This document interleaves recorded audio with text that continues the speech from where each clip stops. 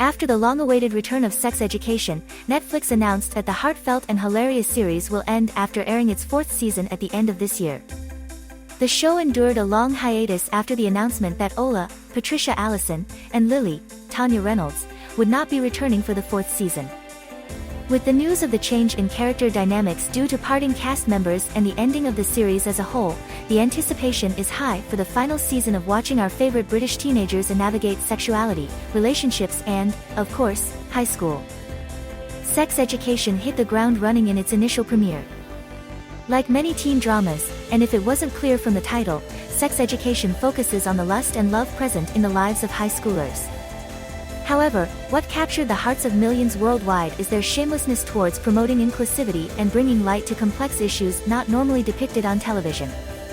Otis, Asa Butterfield, leads the show as the awkward son of a sex therapist, Gillian Anderson, who uses the knowledge he's accumulated from his mother's career to help, or at least attempt to help, his classmates in navigating their confusing and complicated lives. However, this series proves itself to be an ensemble show with brilliant performances coming from all of the characters on their paths to self-discovery. Whether we are watching the quiet and stoic Adam, Connor Swindells, discover his passions, to Eric's father, Deobia Opere, earnestly talking to his son, this show is bound to warm your heart. Read below to see our top picks for the most heartfelt moments so far as we wait for the final season. Sex Education, 4th and final season premiere, September 21st, Netflix. From the start, we all know that Adam's calling is not in the world of academia. Although in his process of self-growth, he decides to commit more to his schoolwork in the 3rd season, it doesn't seem like university is in his future. Adam constantly struggles with his identity. He's been kicked out of school, the military academy, and has openly come out as gay. When Eric breaks up with him, it feels like he has lost a major part of his life, leaving him alone to search for his purpose and meaning. This is when he identifies his strength in dog training. He enters a dog show with his beloved dog, Madam. With his mother, Samantha Spiro, and teacher, Rocky Thakrar, cheering him on in the audience, Adam gets an honorable mention for one of the best debut performances. The bashful smile on his face, in the end, is nothing but priceless. Otis and Maeve, Emma Mackey, have had a rocky relationship from the very beginning. They perfectly embody the classic will they won't they trope. From Otis confessing his love to Maeve over voicemail only for it to be jealously deleted by Isaac, George Robinson, to Maeve realizing her feelings for Otis when he just started his relationship with Ola, expressing how they felt towards each other never came easy. That is why our hearts melted when Maeve finally learns about the deleted voicemail and asks Otis to say what was on it.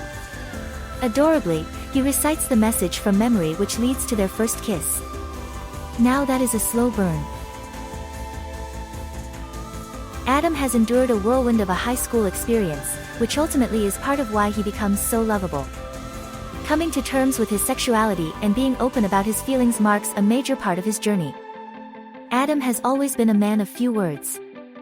Not knowing how to cope with his frustration, he commonly relied on actions of violence and aggression to express himself, which caused him to harass people like Eric, who were openly gay.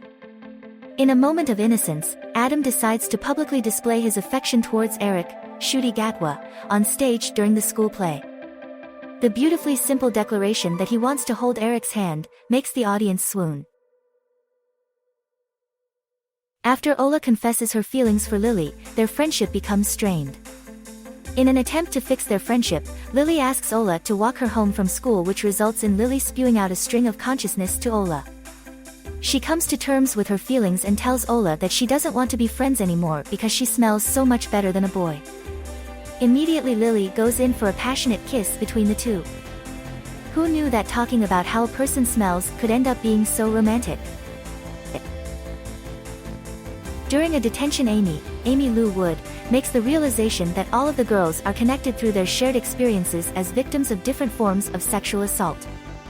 Amy opens up about her experience with assault on her bus ride to school, which has traumatized her.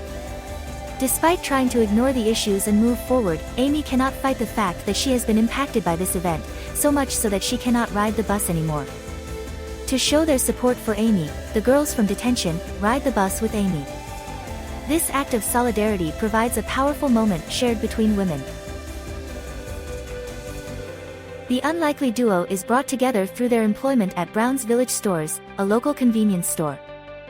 After Adam gets fired from Brown's due to a robbery, Ola stands up for Adam, which results in her also getting fired.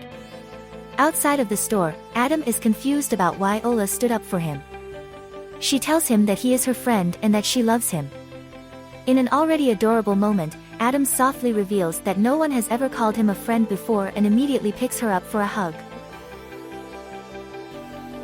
After being the victim of a hate crime in Season 1, Eric struggles with his identity. Although he had already come out to his family, he hides his true colors in an attempt to shield himself from further violence. By the end of the season, Eric gains his confidence back. Although his family cannot fully grapple with how he expresses himself, he decides to wear an extravagant, colorful outfit to the school dance. Before Eric enters the dance, his father stops and questions why he wears such elaborate outfits. His dad emotionally tells him that he just doesn't want him to get hurt. Eric explains to his father that if he is going to feel pain either way, he'd at least rather be himself. His father looks back at his son fondly and expresses the pride he feels towards Eric for his ability to unapologetically be himself.